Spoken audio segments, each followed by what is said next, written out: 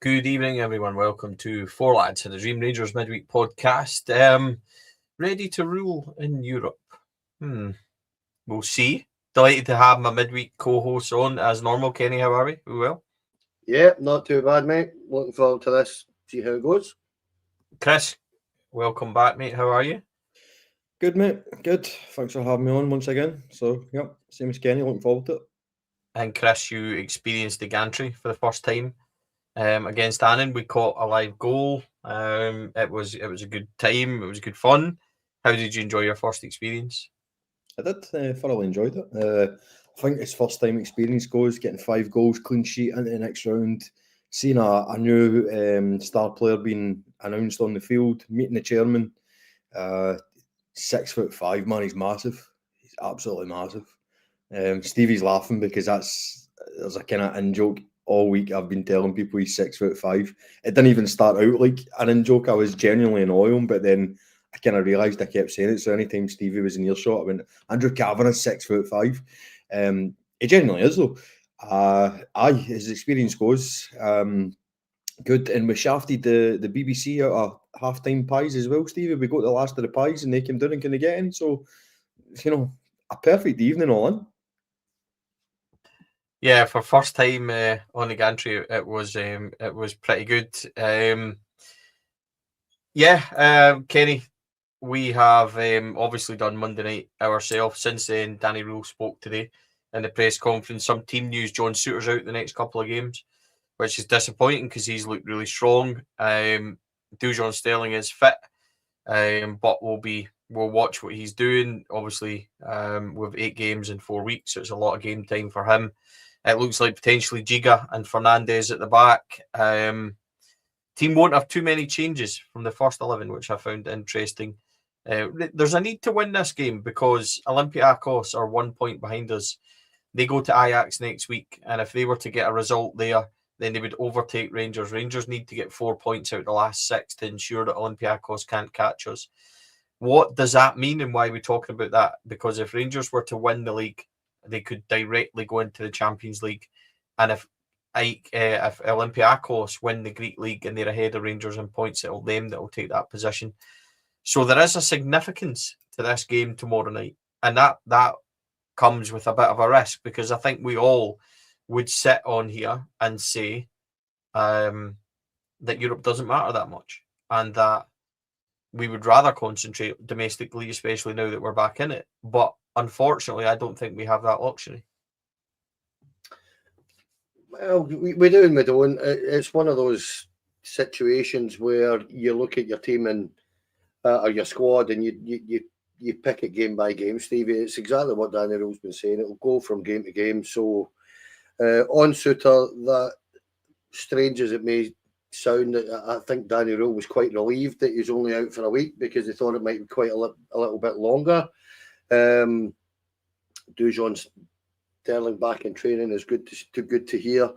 On the team for tomorrow, it is one of those, when it was 6 wins in a bounce, and he will want to try and keep the momentum. So it doesn't surprise me that he's going to feel quite a strong side or a strong side.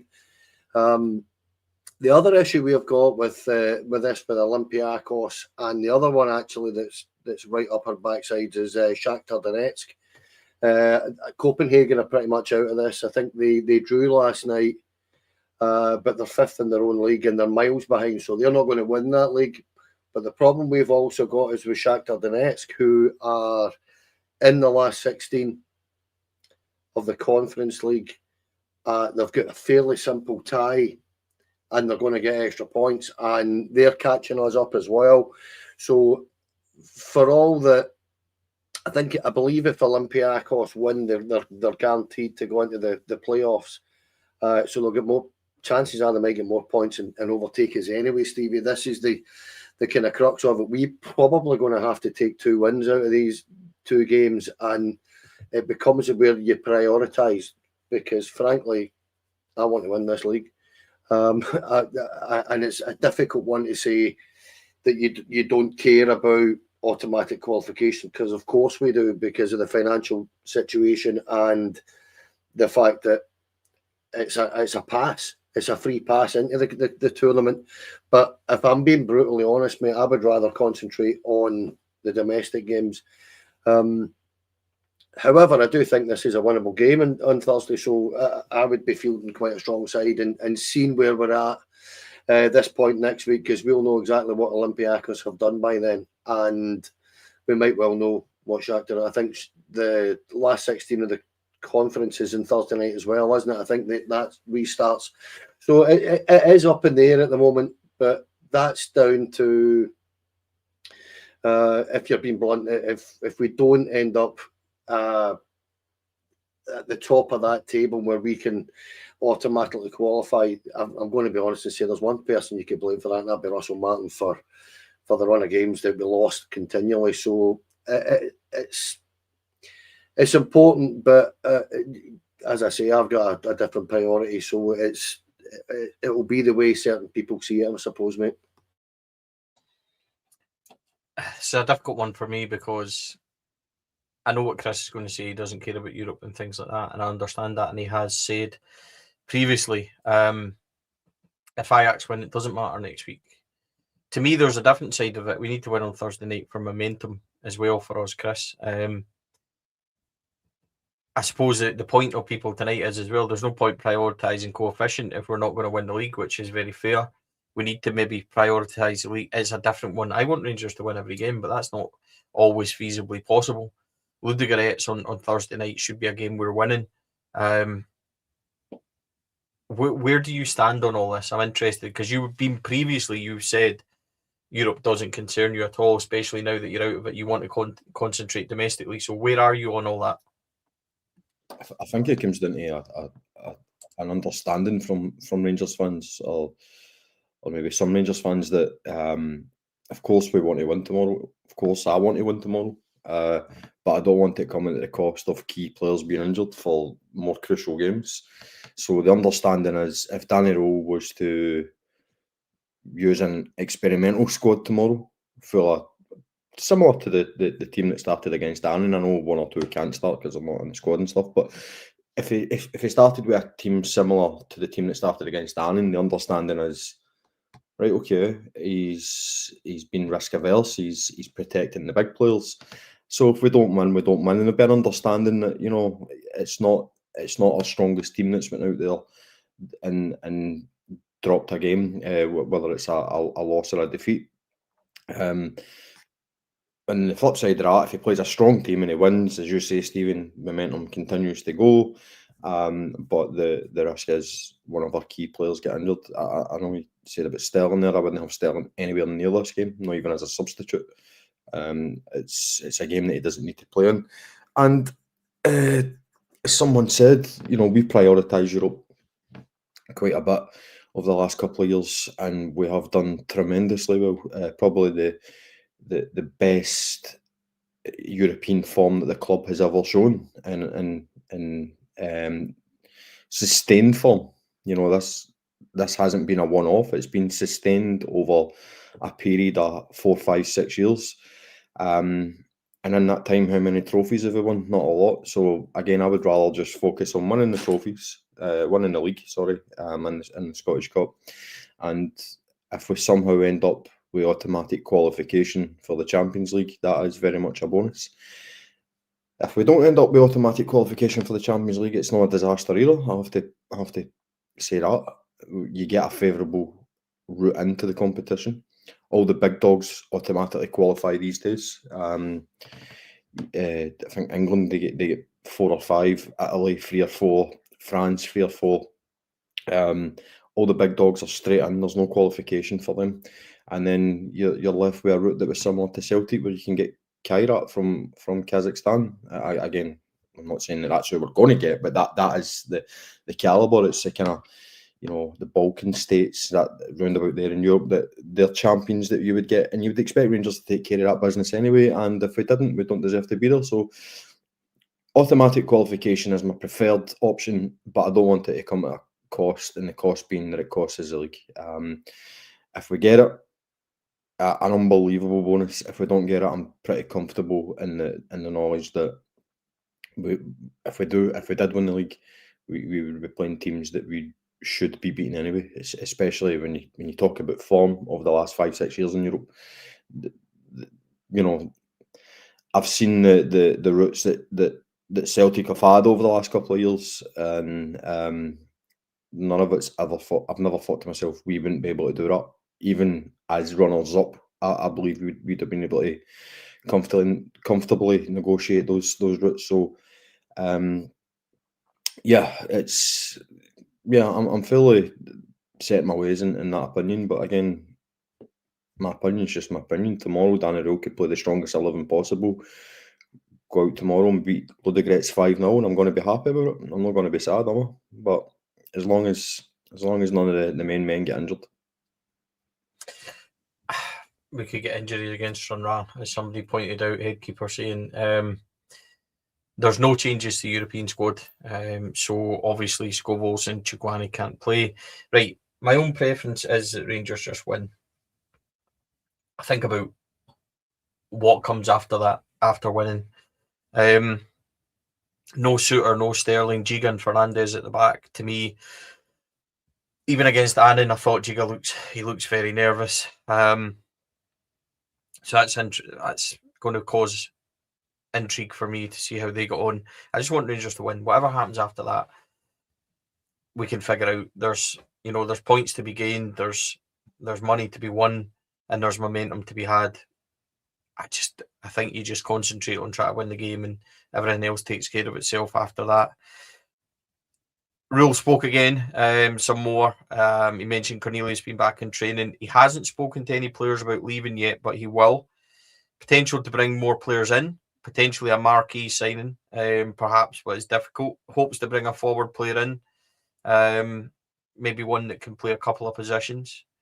So yeah, that was interesting, Kenny, I suppose, on the signings. He's always going to be pressed on it. I said on Monday night with you that there was a real change in narrative in the press, that Rangers are now, it's almost like they're saying our main business has been done, let's sit back and see what else is going to happen. And I think that it's almost like they're trying to prep you for that. Something might happen, something might not. We might have something up our sleeve, we might not. There's enough there to dangle in front of us to say that we think they will still get another couple in, but we just need to wait and see what's going to happen with that. I think it's more about who becomes available or what they might think is going to become available, and they're just patiently sitting back and waiting. I think we'll sign a player, maybe players, but I think the club have either got a plan for it and they're waiting to see how that's going to do, or they're just really just sitting back and waiting to see who becomes available. I think that is it. I think they're waiting to see who becomes available. I think they probably have one or two in mind. I think Danny Röhl mentioned something about other clubs, a domino effect, where, if somebody comes in, I think they might have an idea that one club is trying to bring a player in, and if they bring a player in, then perhaps the player we're looking at that club's going to become available. I think that's kind of what the hint is. We've been talking, or the rumour is that it's a number 6 and a forward-minded player that he's looking at, isn't it? And I think they've probably got targets, Stevie, that they know that they can afford, they know that they can bring here. Perhaps the players and their agents have been sounded out and saying, if anything happens, we'll be first in and stuff like that. I don't know, really. On the players out, again, we discussed this on Monday, but I do think it is one of those kind of weeks where decisions are going to have to be made, and some kind of tough conversations are going to have to be had, because there is a few players there that are kind of surplus to requirements. They're not really going to get much game time, and Danny Röhl's been quite frank about that, by turning around and saying over and over again that he believes that it'd be better for those players that aren't going to get minutes to go and get minutes or get game time elsewhere. So I can understand it, but it's a difficult one. This is January. I said to you the other week, January, the third week in January is the strangest week, because even in my work, we're really quiet. It's one of those kind of nothing weeks, and I think it's the same in the January window, where the third week is one of those that it's almost like a build up to the final week where it starts to go crazy. And anybody that's wanting their business done, like real business done, will have it done already by now, as long as they're going about it in a professional manner. But I just find that it's transfer windows kind of begin to do my tits in, actually, because they last too long, I think. The summer window goes on for months, and this one just seems to, as I say, the first week seems to, things tend to happen at the top end or whatever, and then everything else seems to happen in the last week. So much kudos to Rangers for getting the 3 main targets in, because I don't think that's particularly easy to do in January. So fair play to Andrew Cavan and the board for getting them, but we'll wait and see what happens, mate. But I do have a funny feeling that Danny Röhl and Andrew Cavan, etc., all have particular players in mind, and if they are available, they'll go and get them. That's Kenny mentioned tits. He was going on about Shakhtar being up his arse earlier on. I can only apologise, folks. I don't want 4 lads to be portrayed as this, despite what you might read. Christopher, he praised Skov Olsen and Chukwani on their calmness and ability in training, considering starting both on Sunday against Dundee. Said it's a brilliant atmosphere in training. Personally, I don't care if Skov Olsen was good or not. I'd be chucking him straight in that team. We saw Chukwani a wee bit on Friday night. I didn't think there was... I thought it was fine.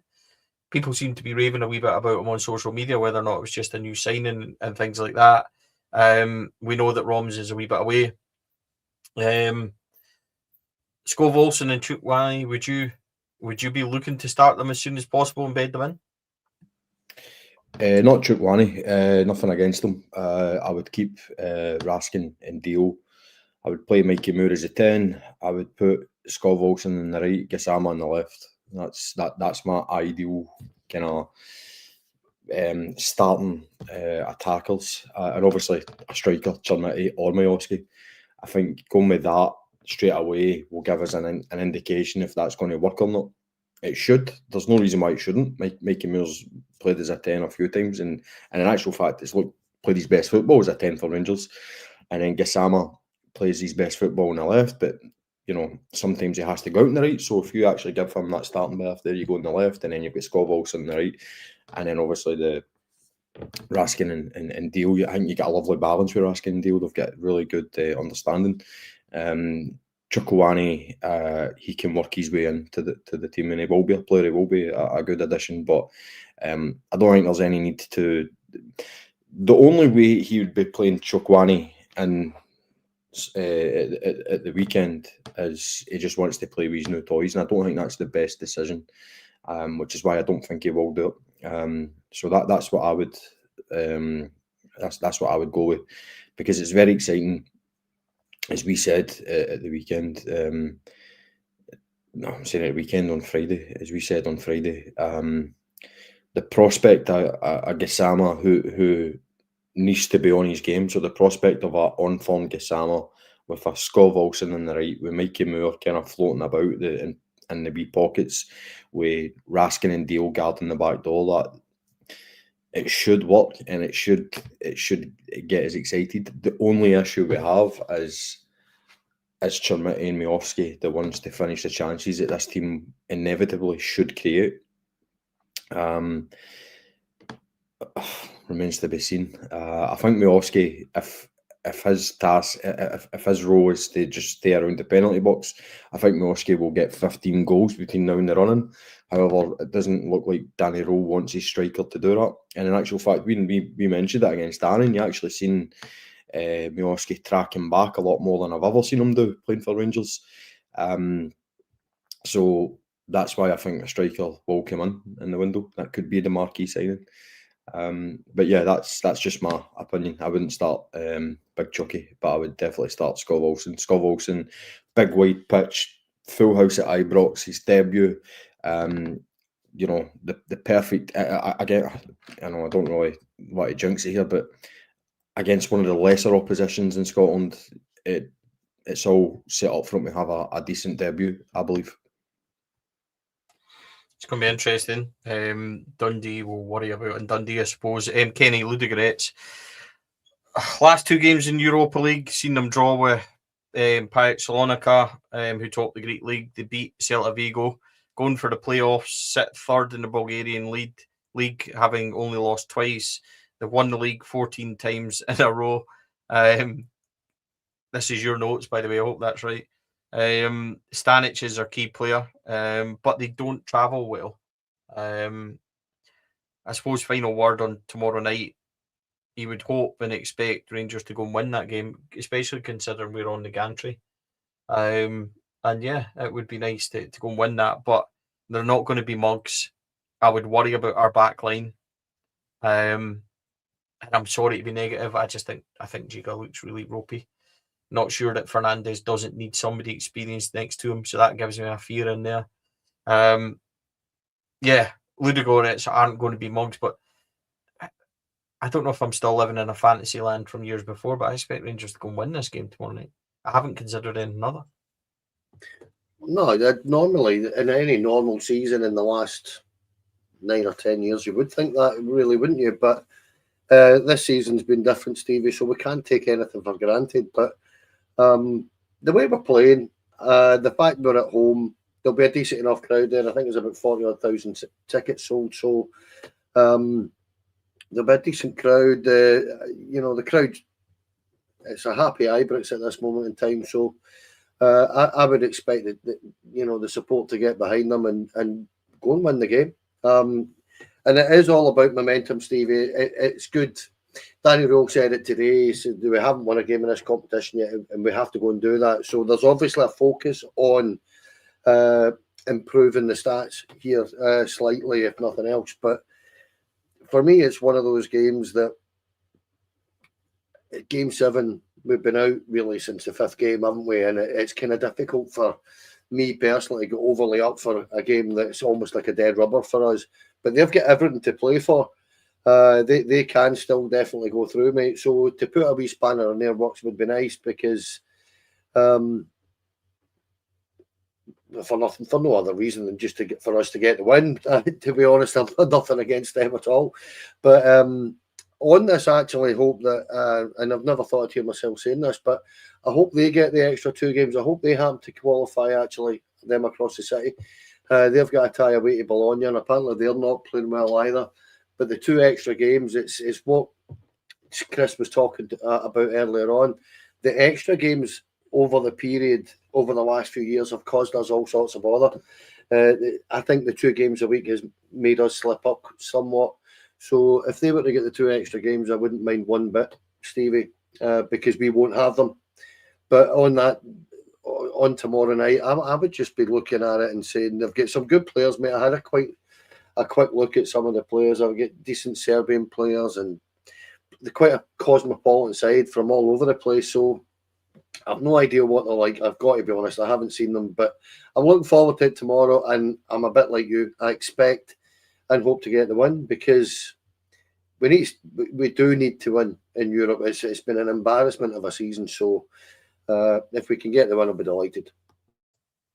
Other news today, or yesterday actually, Stevie Smith will remain on the first team coaching staff, at least at the end of the season.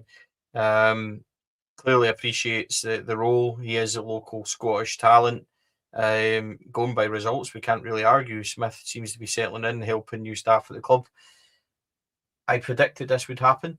I had a funny feeling. I know Stevie quite well. He's a great coach. He's got a really good attitude towards Rangers, loves the club.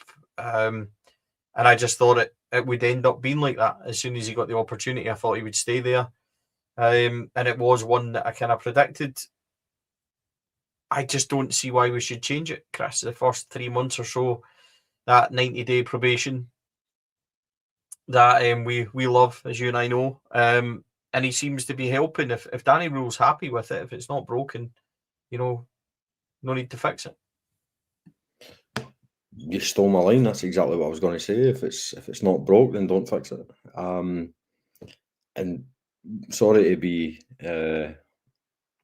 poor about it, but I really don't have much more to add to that, because I don't know Stevie's sort of coaching style, or the way he likes to kind of, or the way how he views the game. But if it's good enough for Danny Röhl, then Danny Röhl is earned the right to choose who he wants in his backroom staff, and he's going to be keeping Stevie Smith on, and on intents and purposes, I'm totally fine with it. As you say, Stevie, if it's not broke, don't fix it. And I'd even go as far as saying it's clearly working at the moment. So yeah, I'm happy with that. And what I do know about Stevie Smith is he's a Rangers boy, a Rangers man. Sorry, loves the club, and he's not going to be in there, with an agenda, a personal agenda. He's going to be there doing what's best for the club. So yeah, I'm totally fine with it. And there's no point creating drama where drama's not needed. And what I mean by that is but I thought we were going to get this coach or that coach. Like, Stevie's in, done a good job. Danny Röhl's happy with him. He wants to keep him. Let's move on to the next thing. It could just be that Danny Röhl loves everybody called Stevie. Could be. You've both seen it personally. Kenny, Stranraer in the cup, mate. But that's interesting because they maybe issues regarding the goalkeeper in a situation. I think they're going to be up in Hampden for that. I think we all wanted Queen's Park, didn't we? Which is dangerous, but I think we all wanted that. But it is Stranraer pending potential hearing for that one. And I think we've been announced that it's Sunday the 8th of February as well. So that one is all set for Ibrox. Yeah, 2:00 kick-off on a Sunday afternoon. Cheers. But strange one. They've signed a goalkeeper on loan. I think they're under the impression it was an emergency loan, and because I actually read a little bit about this, because you need two goalkeepers for a Scottish Cup tie. I think they felt that he was pretty much, that was him registered for it, and I don't think he was properly. So they might have a little bit of an issue. What that means, I don't know. I don't know if they'll get a fine or this kind of thing happened a few years ago, didn't it, with Inverness, and I think it was Queen's Park, if I remember right. And Queen's Park knocked him out, but they fielded an ineligible player, and Inverness were given the tie and ended up getting to the final, if you remember. So it's a kind of weird one. I don't know what they'll do. The SFA are a bit up in the air with stuff like this. So sometimes you'll get a fine, sometimes it's a ticking off, and sometimes they'll just expel you for the competition. So we'll wait and see what happens with it. But I wanted Queen's Park for no other reason than just to put a few wrongs back to right, But on another note, Kelso seems to have lost his shit with me, because I said the Ludogorets game was a dead rubber. I don't mean a dead rubber, mate. What I mean is that at the end of the day, I've got a priority here, and Europe isn't it. We can't get through. So what I'm saying effectively is, if people have got slight injuries in any way whatsoever tomorrow, don't play them. Get them fit for Sunday, because it's my priority. It's just the way I feel about it, and I don't want to be sending the wrong messages, as he says, but priorities, mate, that's all it is. I've got a real feeling that we can win this league. We can't win this competition, so I know where I want us to win games. That's what I'm saying. Quite a negative attitude. We could easily win 8-0 tomorrow and be right back in it. Honestly, Kelso, I'll have a word with him. I don't accept that kind of behaviour on four lads. Chris, management meeting after this, we'll sort this out. Don't worry about it. Sorry about that, Kelso. Finlay Curtis off to Kilmarnock at the end. Sorry for the end of the season. Good move, I suppose. Neil McCann and Billy Dodds will look after him. Strong rumours tonight, Kieran Dowell is close to a move to Hull. That seems to be circulating on social media. And there's even a suggestion we might be getting some pennies for him. Obviously, that stunning performance in front of us on Friday evening was a clincher, Chris. Great for Finlay Curtis. We want to see him come back stronger. Kieran Dowell, no offence, isn't needed. He played on Friday night, and I'm thankful that he done a professional job, but he really isn't needed. A few other rumours floating about. Manwisi won't go away from Motherwell. I'm not sure that's anything other than perhaps Rangers, like Bowie at Hibs, have been asked to be kept in abreast of the situation. He's I think he's got 10 or so goals. Clearly a good player. He's got a Sakala vibe about him for me. He's one that I wouldn't mind at all. If we were to get him, I'd be quite pleased. And then there was a wild suggestion of Lewis Ferguson tonight also, because he's not getting a game. So yeah, not sure that would happen. But I suppose the rumours just keep coming. What I suppose you're not going to miss Kieran Dowell. You'll be looking for maybe a few more to go out and maybe get that one or two back in. Would you take Manwisi from Motherwell? It's an interesting one. People are asking. Yeah, I think he can play on both flanks as well, can't he? Yeah, so just for that reason alone, probably. The danger with Manwisi is this is either going to be who he is going forward, or this is a purple patch, because this is his first sustained bit of decent form in his professional career. He's obviously got all the raw talent and stuff as well, but it's still a bit of a risk. It's not quite as clear cut as if we sign him, he's going to go into our team and be a fantastic player. So, yeah, I would take him, but I wouldn't be paying over the odds. Ice cream van's back! Yay! That is Wednesday night, mate. That is Wednesday night. So yeah, it's actually not an ice cream van. It's a chip van. It's a chippy, a mobile chippy comes round, and it must just. Kenny's nodding. He knows what it is. But in terms of players going out, Dowell, Rothwell, Matondo, Danilo. There's the four that I want out straight away. I believe we have to move them on this window. Be quite disappointed if if any of the four remain in the building. However, I think out of them all, with Tondo and Danilo, they'll be really difficult to move on. But we really need to start putting a lot of work into Reto. Not to get them playing, to get them out the door, because they are just money drainers in every sense of the word.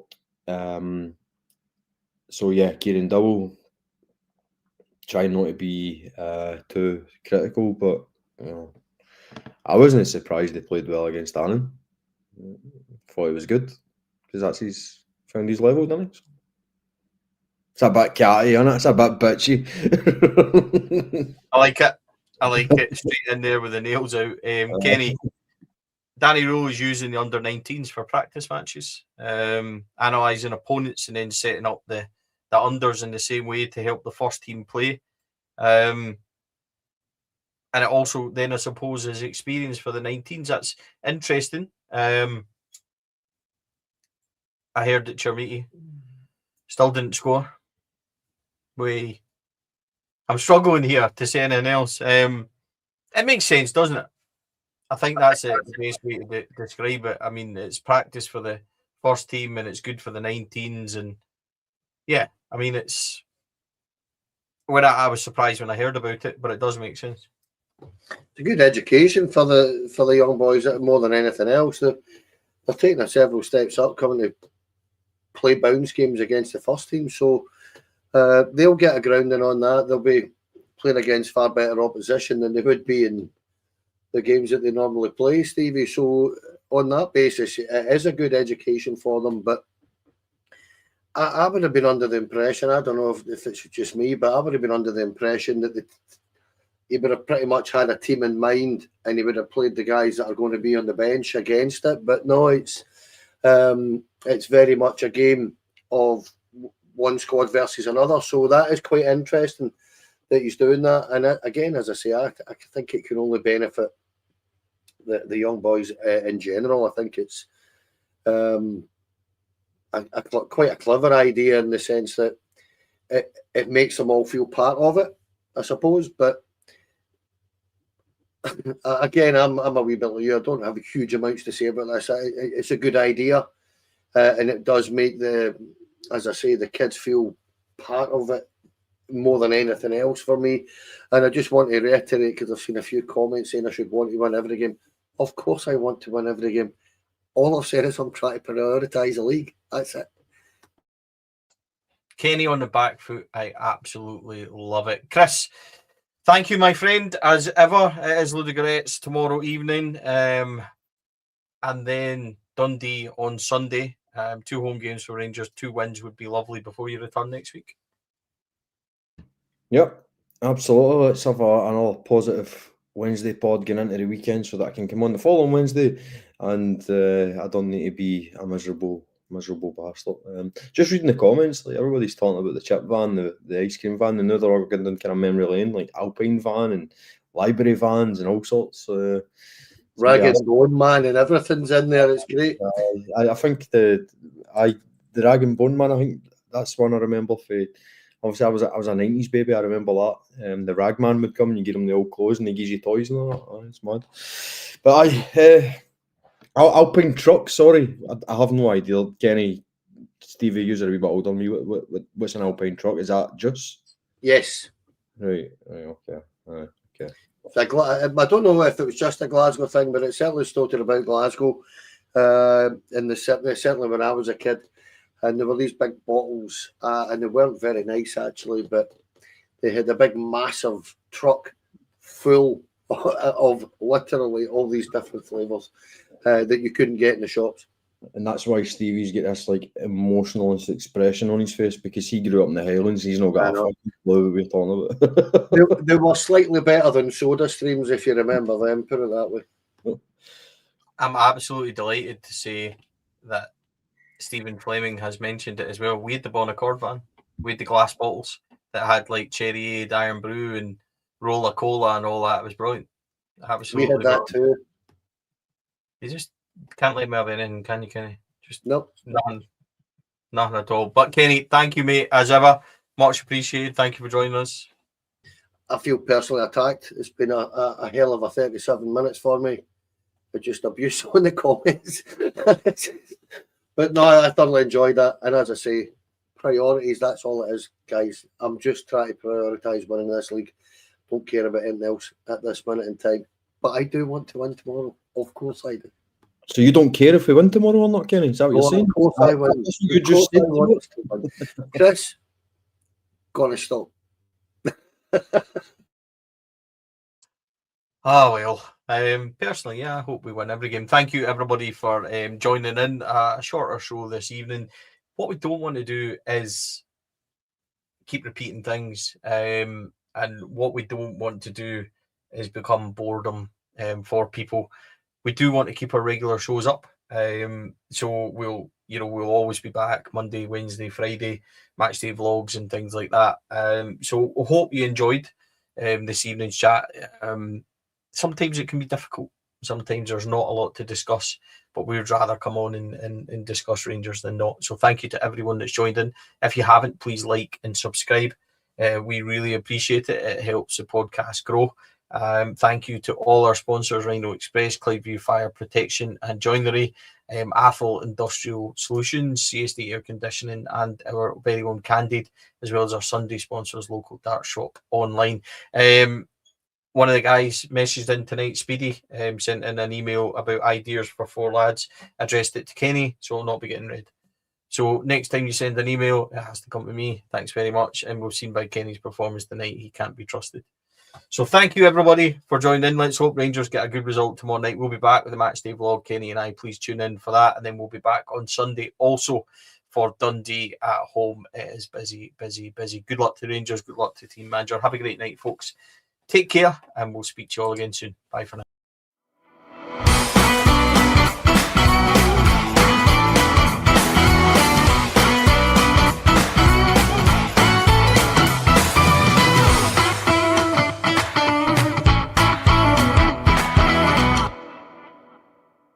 The Four Lads podcast is sponsored by Rhino Express, Clydeview Joinery, Athol Industrial Solutions Limited, and CSD Air Conditioning, in partnership with Black Rooster and Art of Gold.